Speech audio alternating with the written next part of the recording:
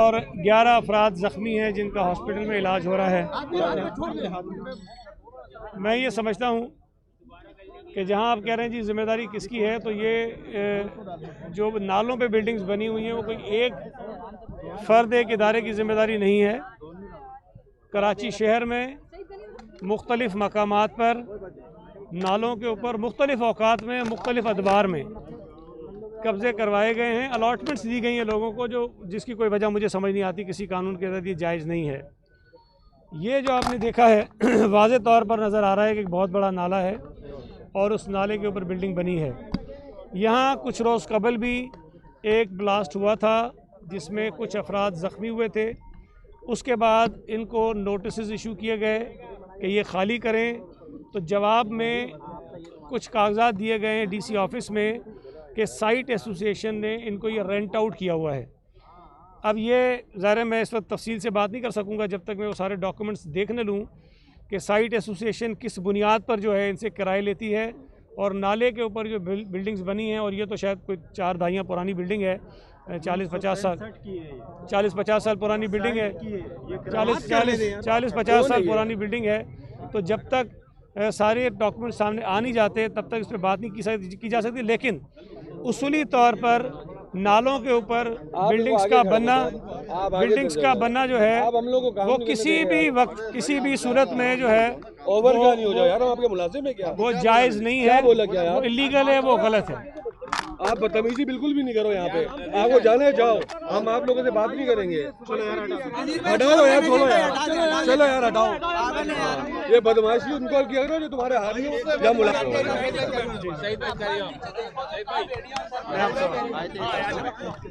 देखिए मैं ये समझता हूँ कराची शहर में जहाँ जहाँ नालों पर मकानात हैं, दुकानें हैं, बाज़ार हैं, बिल्डिंग्स हैं, उन सबको हटाया जाना चाहिए।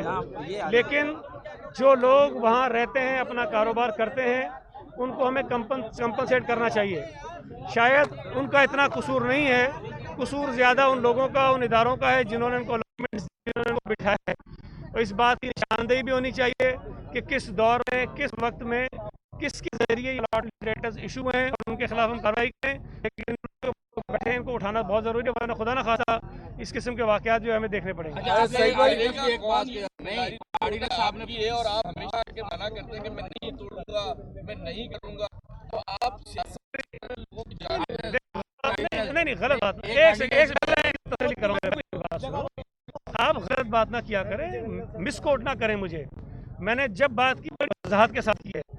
अभी अगर असेंबली में मेरी तकलीफ उठा के देखें, मैंने कहा कि नाले के ऊपर जो मकानात बने वो रेगुलाइज नहीं होंगे, पानी की लाइन के ऊपर जाने वो रेगुलाइज नहीं होंगे, समंदर के बीच में लोगों ने पेड़ पे जो मकानात बांधी और रेगुलाइज नहीं होंगे, ये कहा है। लेकिन मैं कह रहा हूँ कि इन लोगों को जब हम उठाएंगे तो इनको कंपनसेट करना चाहिए।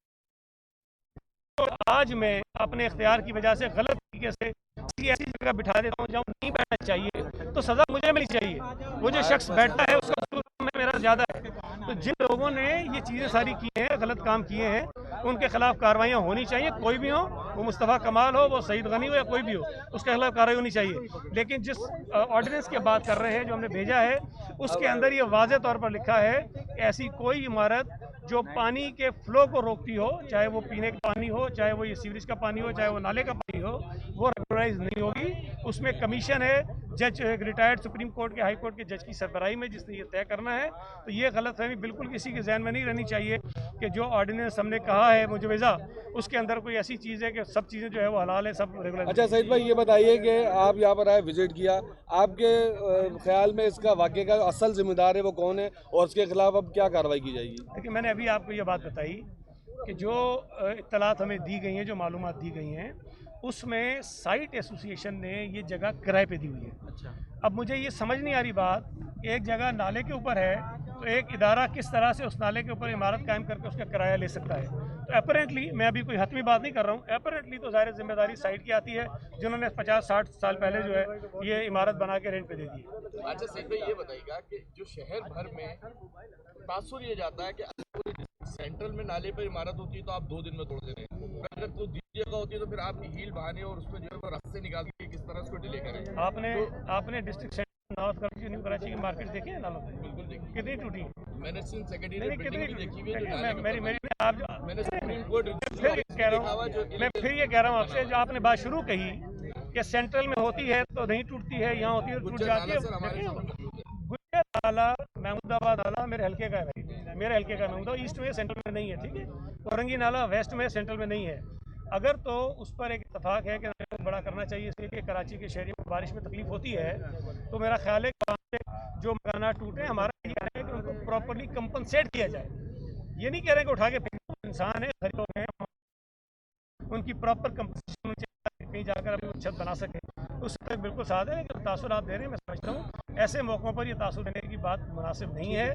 जहाँ जहाँ गलत चीज़ें बनी हैं, और आपको भी पता है कि शहर ज़्यादा किसने बनाया, पार्क पर कब्जे किसने करवाए, ग्राउंड पर कब्जे किसने करवाए, नालों पर कब्जे किसने करवाई, तो ये अगर इस चीज़ में जाएंगे तो फिर शायद ये जो सवाल आप कर रहे हैं ना, ये आपके लिए मुश्किल। ठीक है कादिर साहब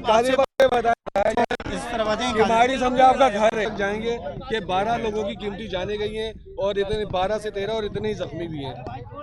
बहुत शुक्रिया भाई, वाकई आपने बिल्कुल दुरुस्त फरमाया।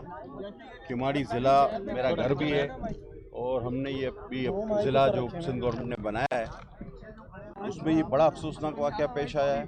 और इस वाक़े के लिए सईद भाई ने कम अल्फाज कहें, मैं हर एक्सट्रीम तक, हम हमारे डिस्ट्रिक्ट प्रेसिडेंट लियाकत आसकानी साहब मौजूद हैं, हम हर एक्सट्रीम तक जाएंगे। लेकिन ये बात तो हकीकत है, जब से हमने होश संभाला है इस इमारत को देख रहे हैं।